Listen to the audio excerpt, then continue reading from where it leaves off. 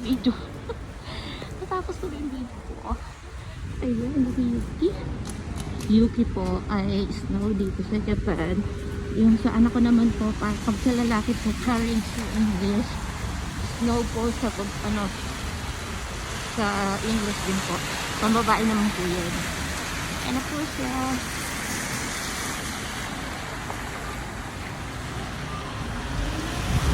Snow rain.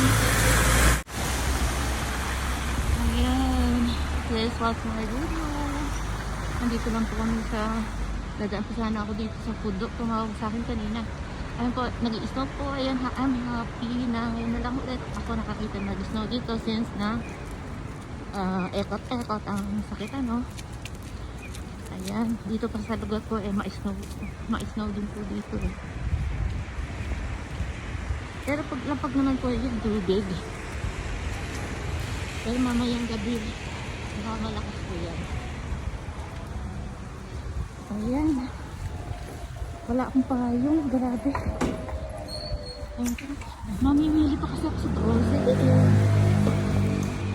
Dito na lang sa 7-Eleven. Ayan, gusto ko lang pakita sa inyo. First time po ako nakapag-vlogs dito na nag-snow since 2020 po. 2019, meron hindi yata nag-snow dito. Yung ganito po vlogging type. Hindi ako nakapag-vlog po talaga. Ayan. Mahilig pa naman ako sa pag-upload ng video. Wala po talaga. Ayan, ganyan naman.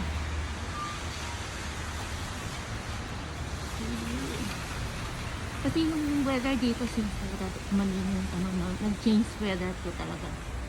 More on parang sa Pilipinas yung mainit. So, sobrang init po. Or malamig naman. Hindi po talaga nag-snow. Wala akong natanda nag-snow talaga. Sana binablog ko na siya. Kaya lang po, sharing ko lang po ang snow. I love ko po ang snow. Kaya nakakawala po na stress. Ayan, since na first time ako dito sa Japan, dati po na first time ako sa Japan, nag-snow. Ang saya-saya ko talaga nung that time. So very happy na nag-snow siya. Yun naman.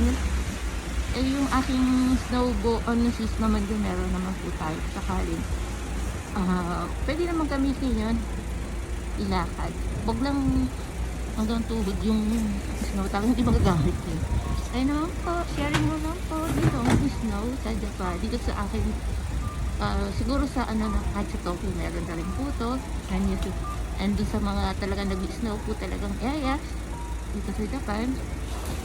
Yung mga Nagano. Nakapunta na po ako doon sa Nagano. Grabe mag-snow po talaga doon. Saka Hokkaido di pa po ako nakapunta dyan. Or di pa po. Sa Nagano lang po talaga grabe din po doon mag-snow. Ayun naman, sharing, love.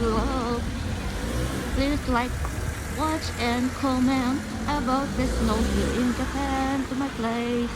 Love it.